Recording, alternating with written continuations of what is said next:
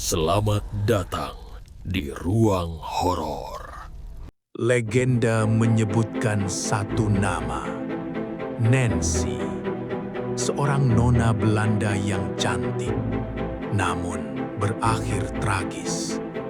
Konon, ia melompat dari lantai atas karena cinta yang tak direstui, atau mungkin tekanan dari keluarganya sendiri.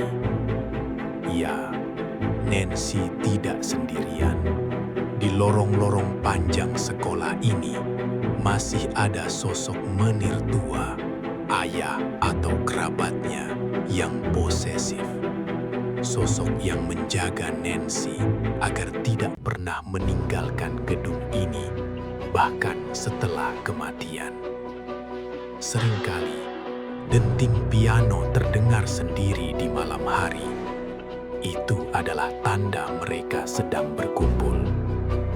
Mitos berkata, jika kamu mengelilingi sekolah ini 3 kali dan mendongak ke jendela yang terbuka di lantai atas, Nancy akan muncul menatapmu dengan wajah pucat dan leher yang patah.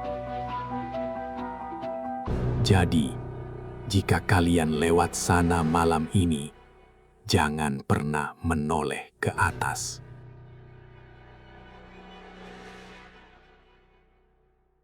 Legenda urban yang paling terkenal di sini berpusat pada satu nama, Nancy.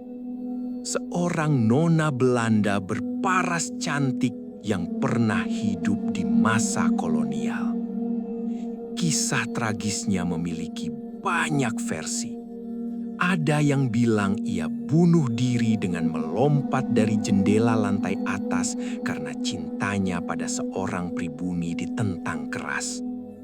Versi lain mengatakan ia mengalami kekerasan hingga tewas di gedung ini.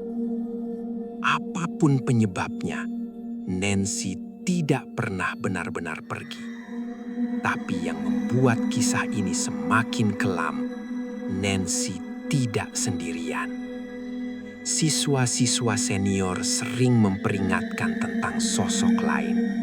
Sosok yang lebih tua, lebih gelap, dan lebih dominan. Mereka memanggilnya Mener.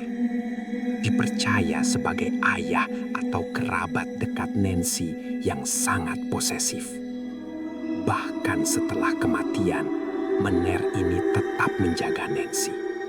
Ia mengawasi lorong-lorong, memastikan Nancy tidak keluar dari area sekolah, dan memastikan tidak ada manusia yang mengganggu mereka.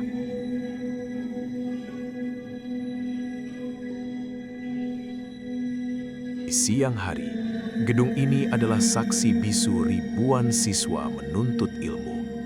Arsitektur kolonial Belanda yang megah, jendela-jendela tinggi, dan lorong yang luas memberikan kesan elegan.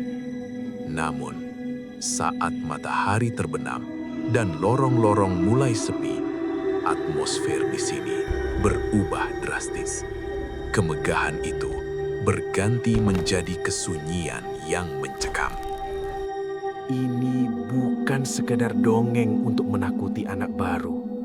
Puluhan tahun, berbagai angkatan siswa di SMA memiliki ceritanya sendiri. Seorang alumni pernah bercerita, saat sedang latihan paduan suara hingga larut malam di aula, mereka mendengar denting piano dari ruang musik yang terkunci. Bukan alunan lagu, melainkan tuts yang ditekan secara acak dan kasar, seolah ada yang marah karena ketenangannya terganggu. Ada juga kisah saat kegiatan jurit malam. Seorang siswa yang bertugas menjaga pos di dekat tangga besar bersumpah melihat pantulan di cermin tua. Bukan wajahnya sendiri, melainkan sosok pria Belanda tinggi besar, sang menir, berdiri tegak di belakangnya dengan tatapan tajam. Saat ia menoleh, tidak ada siapa-siapa. Dan yang paling sering terdengar adalah suara langkah kaki sepatu Lars Belat di lantai kayu lantai 2, seperti suara tentara yang sedang berpatroli, padahal sekolah sudah kosong melompong.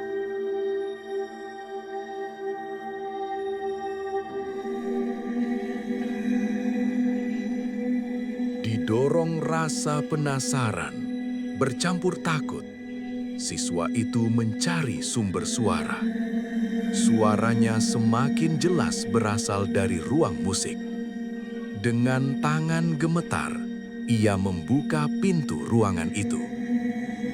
Hening. Musik berhenti seketika saat pintu terbuka.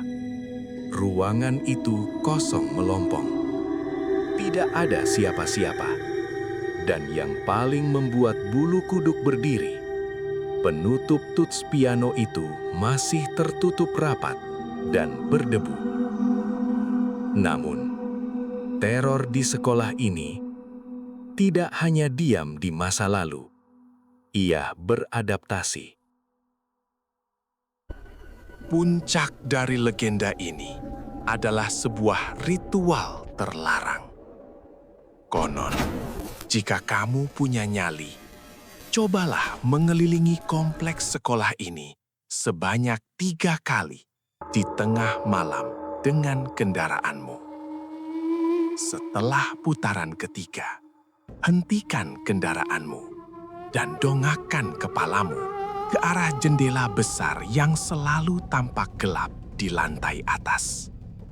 Mitos berkata, Nancy akan menampakkan dirinya di sana, menatapmu dengan wajah pucat dan leher yang terkulai. Dan di belakangnya, dalam kegelapan, mata sang menir mengawasi. Jadi, jika kalian melewati jalan malam ini, nikmati saja keindahan bangunannya dan jangan pernah mencoba menatap ke atas.